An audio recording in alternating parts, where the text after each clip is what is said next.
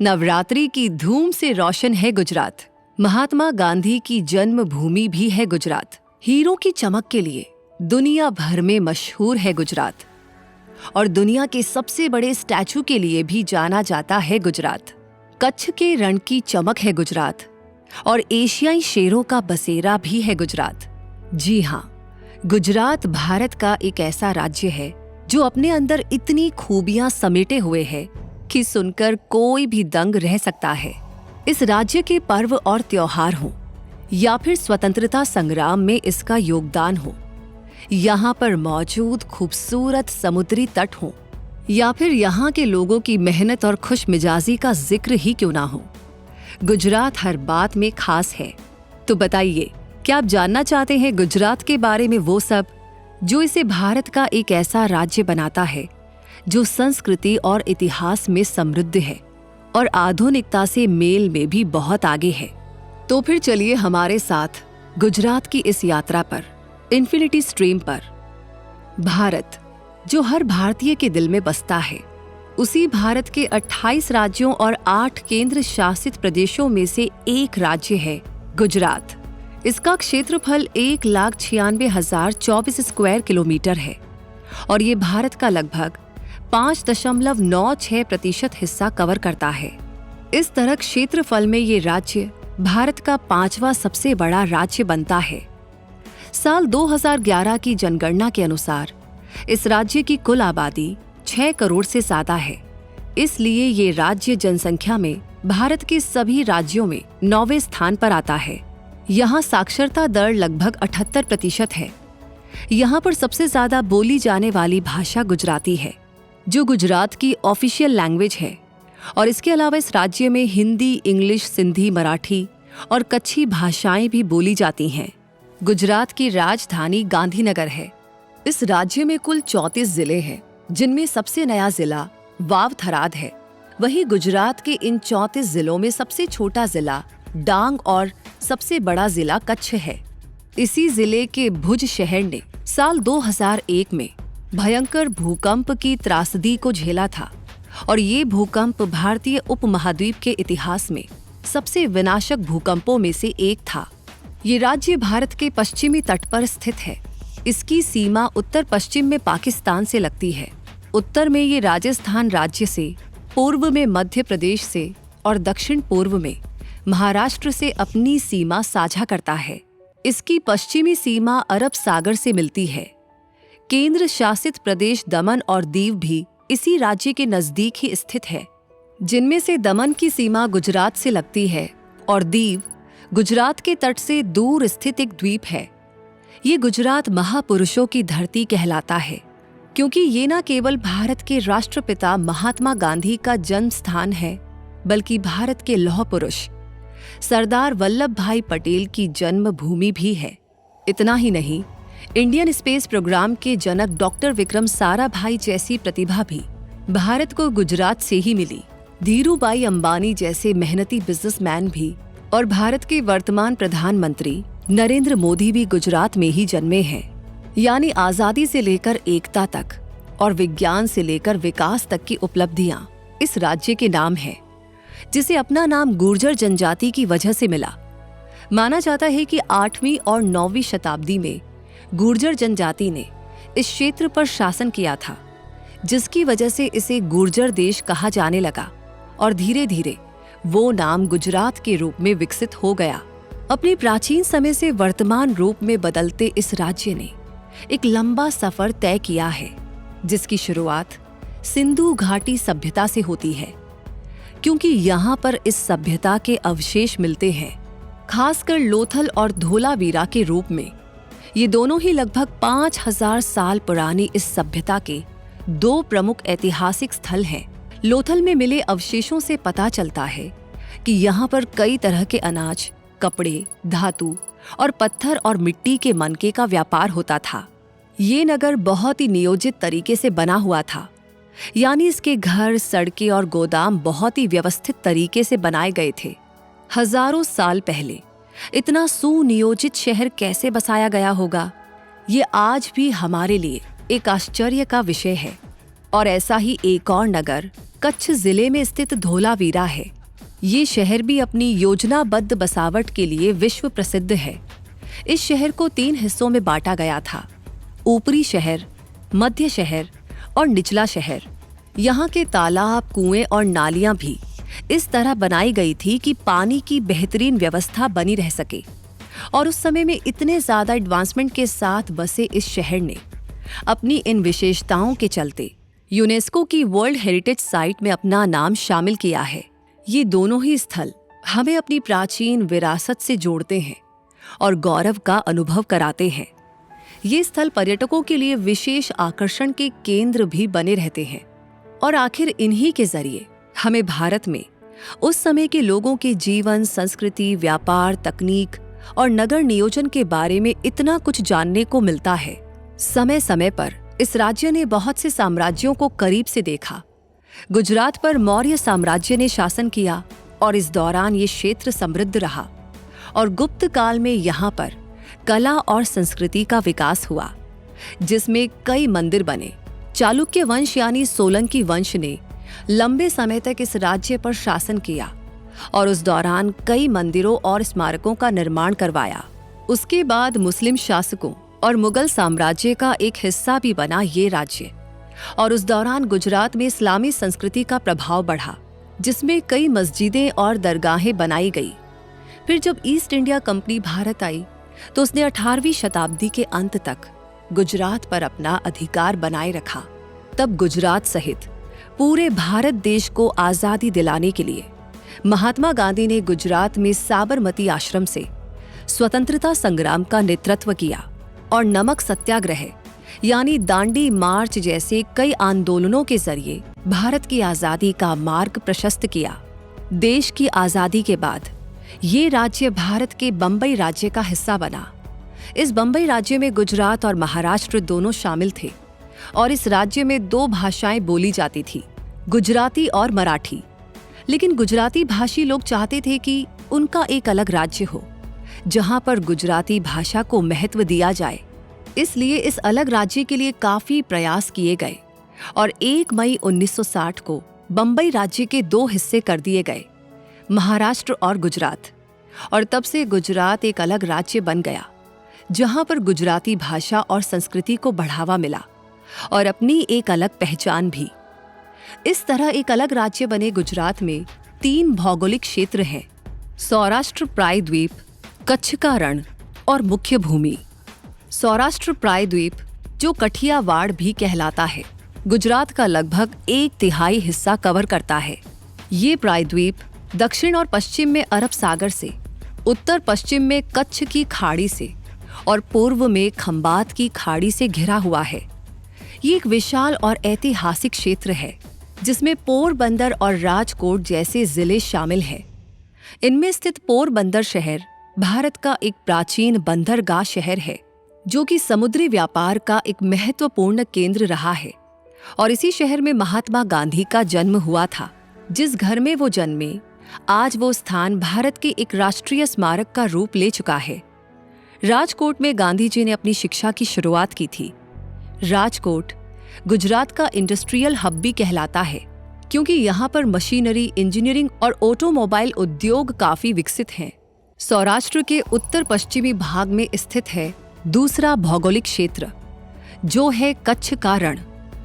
कच्छ जिले में स्थित ये कच्छ रण क्षेत्र दुनिया के सबसे बड़े नमक के रेगिस्तानों में से एक है। मानसून के दौरान ये नमक का मैदान बारिश के पानी से भर जाता है और एक झील जैसा नजर आता है। फिर धीरे धीरे पानी सूख जाता है और यहाँ पर चमकदार सफेद नमक की परत दिखाई देने लगती है। इसलिए ये व्हाइट डेजर्ट कहलाता है।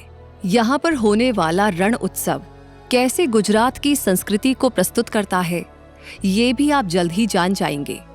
लेकिन पहले ये जानिए कि भारत और पाकिस्तान के बीच एक प्राकृतिक सीमा बनाने वाला ये क्षेत्र लगभग 9,600 वर्ग किलोमीटर के क्षेत्र में फैला हुआ है और यहाँ पर हर साल लगभग 3 लाख टन नमक का उत्पादन होता है, जो गुजरात के बाकी हिस्सों में होने वाले नमक उत्पादन के साथ मिलकर के गुजरात को भारत में नमक का सबसे बड़ा उत्पादक राज्य बनाता है।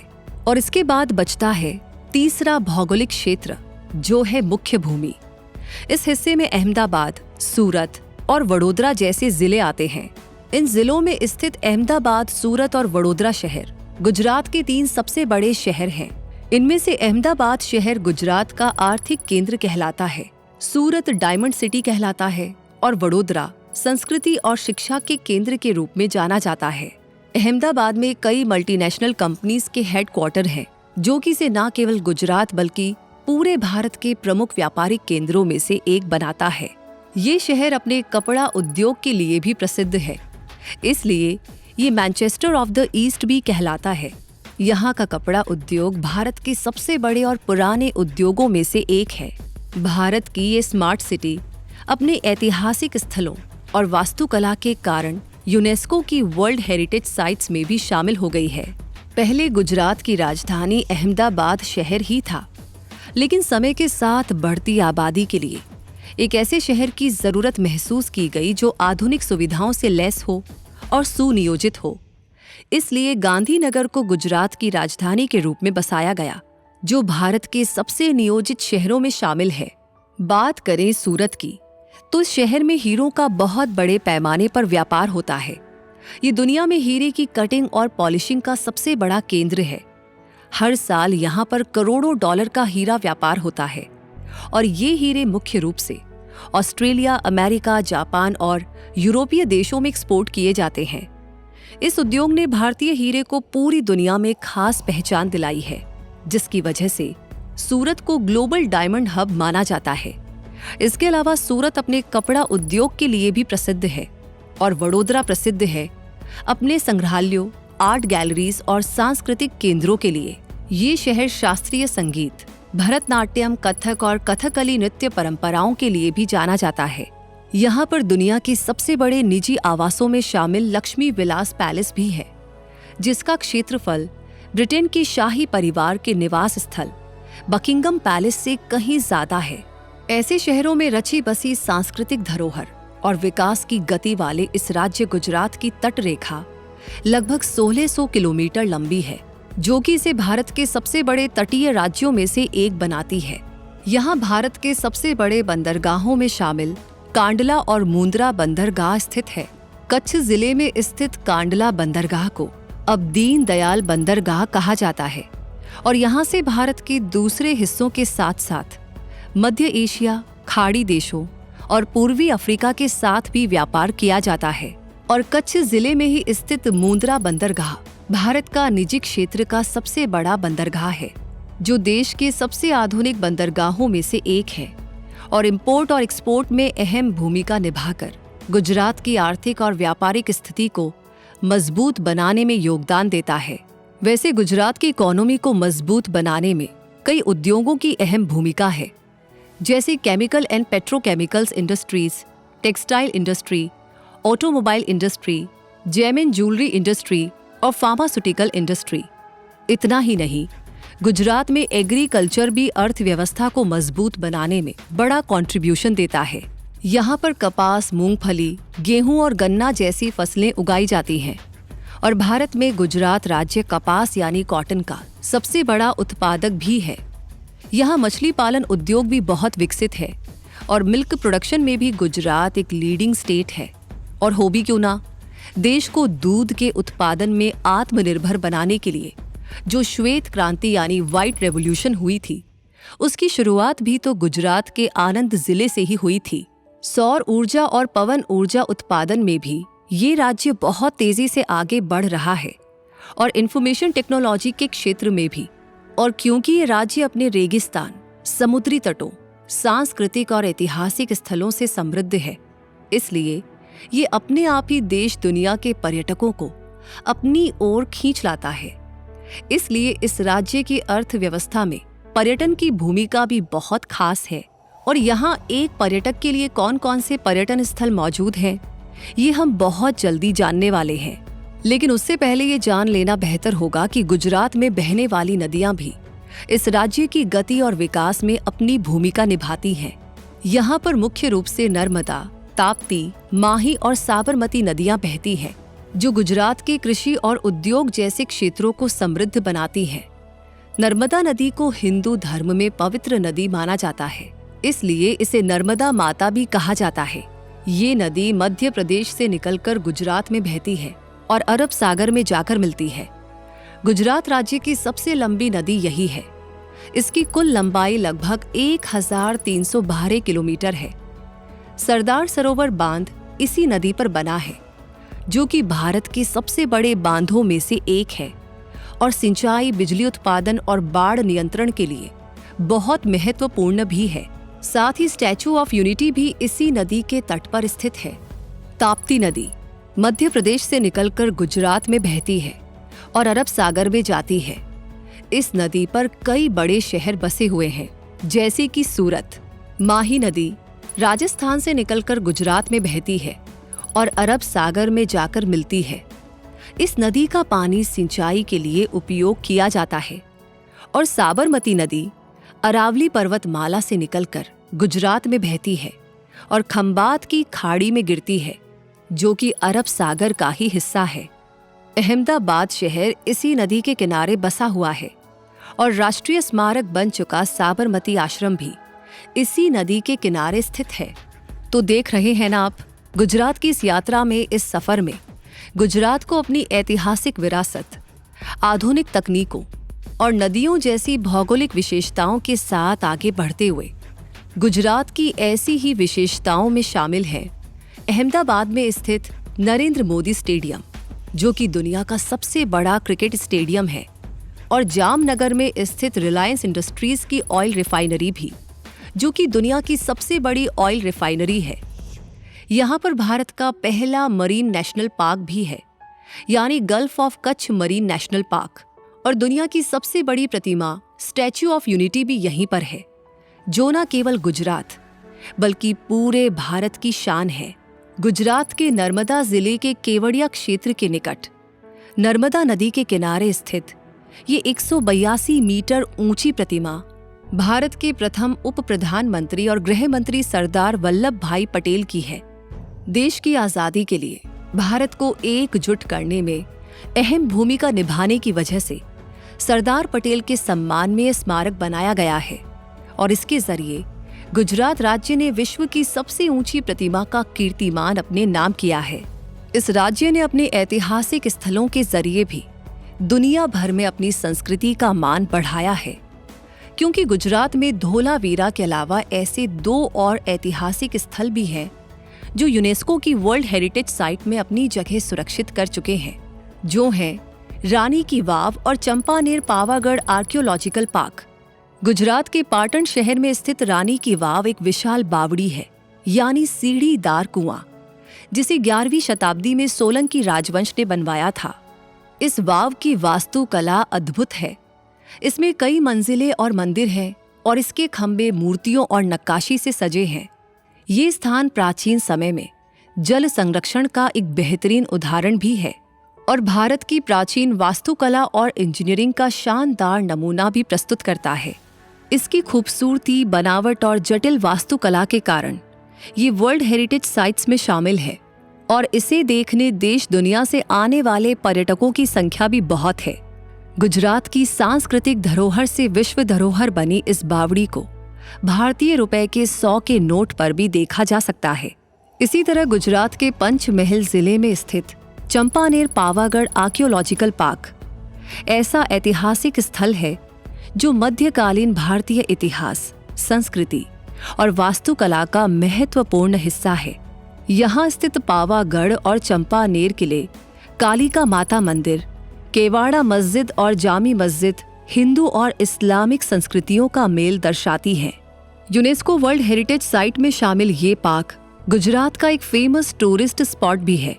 गुजरात में मौजूद इन वर्ल्ड हेरिटेज साइट्स को आपके अंदर छुपे पर्यटक को भी देखना चाहिए और भारतीय विरासत को सराहने वाले प्रशंसक को भी जरूर देखना चाहिए। इन टूरिस्ट स्पॉट्स की कड़ी में आपको भारत के राष्ट्रीय उद्यान और वन्य जीव अभयारण्यों को भी शामिल करना चाहिए। गुजरात में 4 राष्ट्रीय उद्यान और 21 वन्य जीव अभयारण्य हैं, जिनमें से गिर राष्ट्रीय उद्यान सबसे खास है, क्योंकि ये गुजरात के स्टेट एनिमल एशियाई लायन का एकमात्र बसेरा है। ऐसा इसलिए क्योंकि पहले ये शेर मध्य पूर्व से लेकर भारत तक के विशाल क्षेत्र में पाए जाते थे, लेकिन शिकार और जंगलों के खत्म होने की वजह से इनकी संख्या तेजी से गिरने लगी। तब गुजरात के जूनागढ़ के नवाबों ने शेरों के संरक्षण के महत्व को समझा और गिर के जंगलों को इनके लिए सुरक्षित क्षेत्र घोषित कर दिया। तब से एशियाई लायन की गिरती हुई आबादी को बढ़ने में मदद मिली है। इसी तरह Kutch desert wildlife sanctuary ने एशियाई जंगली गधे यानी घुड़कर को संरक्षित किया है। ये IUCN की लिस्ट में एक संकटग्रस्त प्रजाति है, जिसे मुख्य रूप से यहीं पर देखा जा सकता है। और अगर आप पक्षी प्रेमी हैं तो आपके लिए बेस्ट बर्ड वॉचिंग साइट्स नाल सरोवर bird sanctuary, Velavadar national park और कच्छ के रण में मौजूद है। इस रण में ग्रेटर फ्लेमिंगो को देखा जा सकता है, जो कि गुजरात का स्टेट बर्ड है। हर साल सर्दियों में फ्लेमिंगो बहुत बड़े झुंड में लाखों की संख्या में यहाँ पर आते हैं, क्योंकि यहाँ पर इन्हें सर्दियों में पर्याप्त खाना मिल जाता है और ये स्थान इन पक्षियों का प्रमुख प्रजनन स्थल भी है। वैसे कच्छ के रण की सर्दियाँ रण उत्सव के कारण भी बहुत प्रसिद्ध हैं, क्योंकि हर साल सर्दियों में ये रण उत्सव आयोजित होता है, जो कच्छ की समृद्ध संस्कृति, कला और परंपराओं का जश्न मनाता है। इसमें देश दुनिया से बड़ी संख्या में पर्यटक हिस्सा लेने आते हैं और यहाँ के लोक नृत्य, लोक संगीत, कठपुतली शो और पारंपरिक गुजराती नाटकों का आनंद लेते हैं। यहाँ सूर्योदय और सूर्यास्त के समय का दृश्य भी इतना अद्भुत होता है कि हर पर्यटक रोमांचित हो जाता है। इस उत्सव में ऊंट की सवारी भी की जा सकती है और आधुनिक सुविधाओं से युक्त टेंट सिटी में रहने का रोमांचित करने वाला अनुभव भी लिया जा सकता है। इस रण में स्थित रोड टू हेवन सड़क भी आपके अंदर के प्रकृति प्रेमी को रोमांच से भर सकती है। स्वर्ग का रास्ता कहलाने वाली ये सुंदर सड़क धोलावीरा तक जाती है, यानी आप प्राकृतिक सौंदर्य का आनंद लेते हुए इतिहास के पन्नों को भी पलट सकते हैं।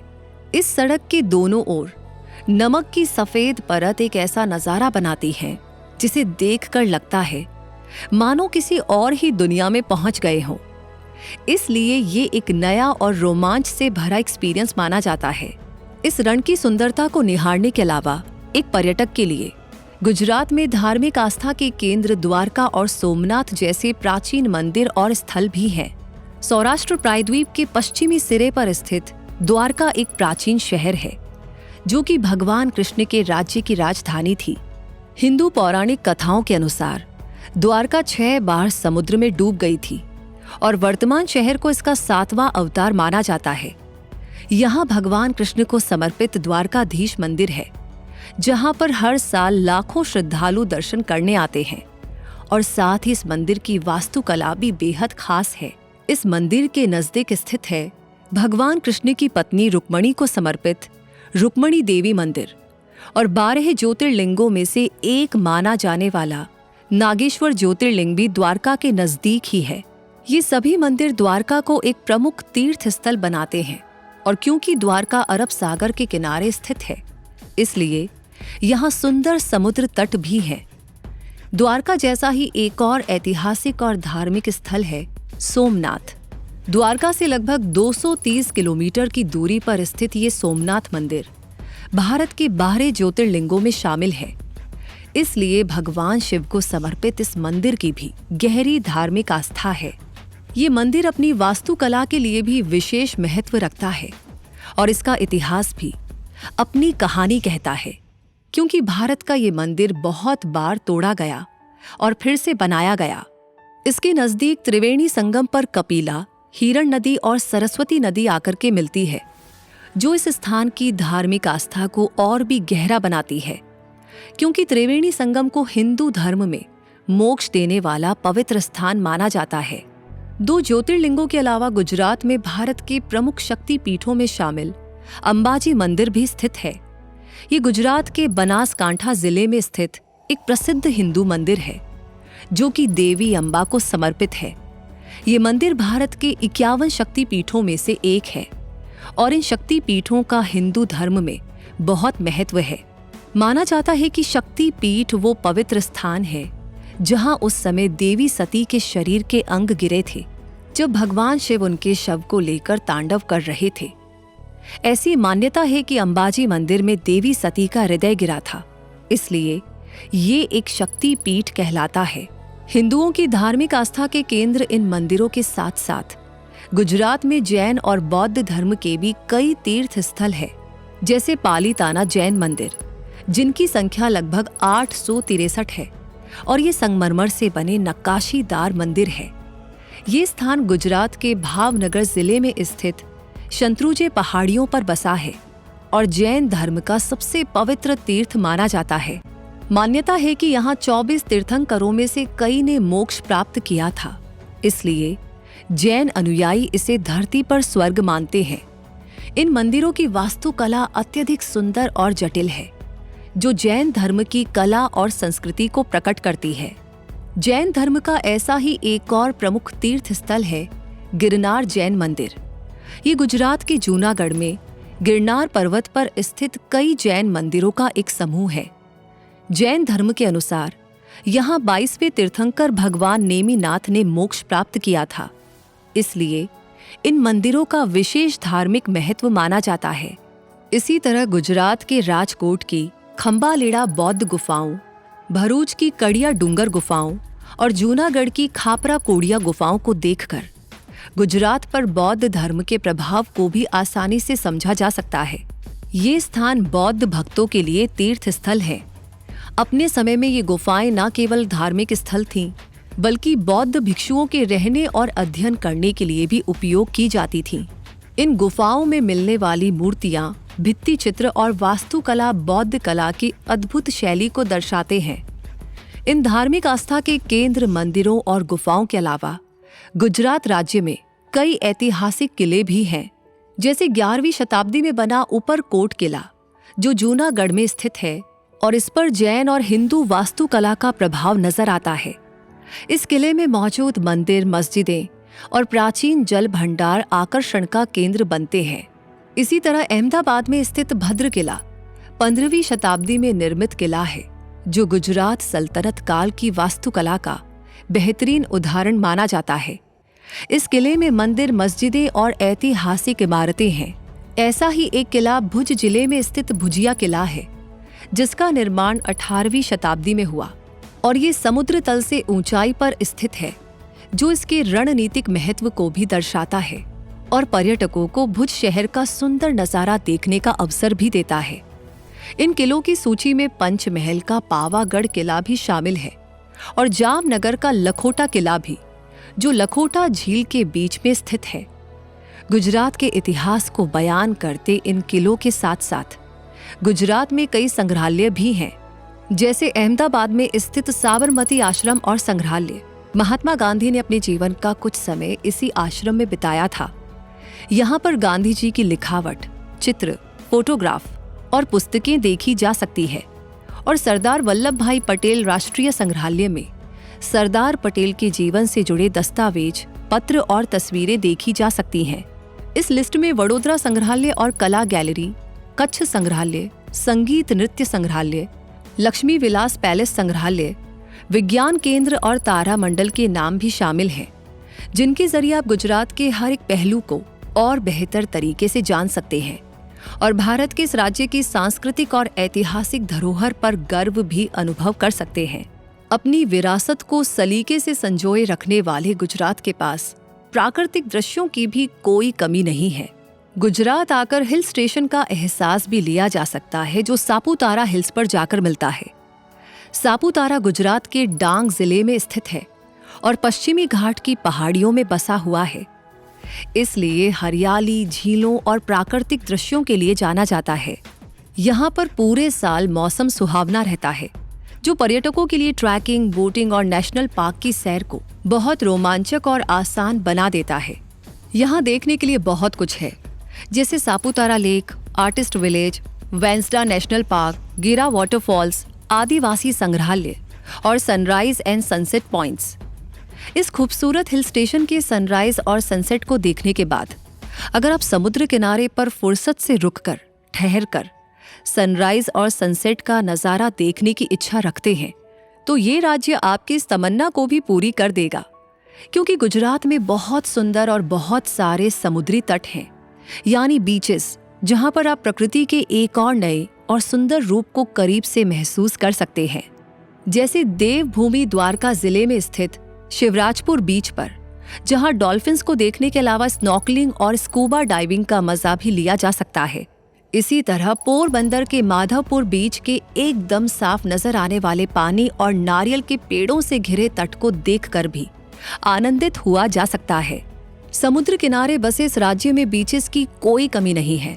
बस एक टूरिस्ट के पास इन्हें देखने के लिए भरपूर समय होना चाहिए, ताकि वो वलसाड़ के काली मिट्टी के तीथल बीच को भी देख सके, कच्छ के मांडवी बीच की सुनहरी रेत को भी छू सके, सूरत के सुवाली बीच के शांत माहौल का आनंद भी ले सके और नवसारी शहर का दांडी बीच भी देख सके। दांडी वही स्थान है जहां से महात्मा गांधी ने दांडी मार्च शुरू किया था और जो पर्यटक महात्मा गांधी के जीवन के हर अहम पहलू को करीब से देखना चाहते हैं, उनके लिए दांडी सर्किट का ऑप्शन भी उपलब्ध है, जिसमें साबरमती आश्रम, कोचरब आश्रम, दांडी मेमोरियल, कीर्ति मंदिर, महात्मा गांधी म्यूजियम और दांडी पथ जैसे स्थल शामिल हैं। गुजरात के दक्षिणी भाग में स्थित दमन और दीव भी अपने सुंदर समुद्र तटों, पुर्तगाली वास्तुकला और शांत वातावरण के लिए पसंदीदा पर्यटन स्थलों में आते हैं, जो कि गुजरात के प्रमुख शहर अहमदाबाद से लगभग 350 किलोमीटर दूर है। अब अगर आप गुजरात के इन अद्भुत पर्यटन स्थलों को देखकर आनंदित हो रहे हैं और सिर्फ इन्हें ही गुजराती संस्कृति की पहचान समझ रहे हैं, तो आपको अभी गुजरात के त्योहार और खान पान को भी जान लेना चाहिए, क्योंकि ये भी गुजराती संस्कृति का आईना ही है। गुजरात के त्योहारों में उत्साह की झलक मिलती है, तो यहाँ के खान पान में स्वाद, ताजगी और मिठास का संगम मिलता है। अब यूं तो गुजरात में दिवाली, होली जैसे सभी त्योहार धूमधाम से मनाए जाते हैं, लेकिन यहाँ का नवरात्रि पर्व सबसे खास होता है, जिसमें 9 दिन देवी दुर्गा के 9 रूपों की पूजा की जाती है और अपनी भक्ति को गरबा नृत्य के जरिए जताया जाता है। ये गुजरात का सबसे प्रसिद्ध लोक नृत्य है, जिसमें महिलाएं और पुरुष एक सर्कल में घूमते हुए ताली बजाते हुए नृत्य करते हैं। इस समय महिलाएं गुजरात का पारंपरिक पहनावा घाघरा चोली पहनती हैं और पुरुष केडिया और चोड़नो पहनते हैं, जो कि कुर्ता और धोती का ही रूप है।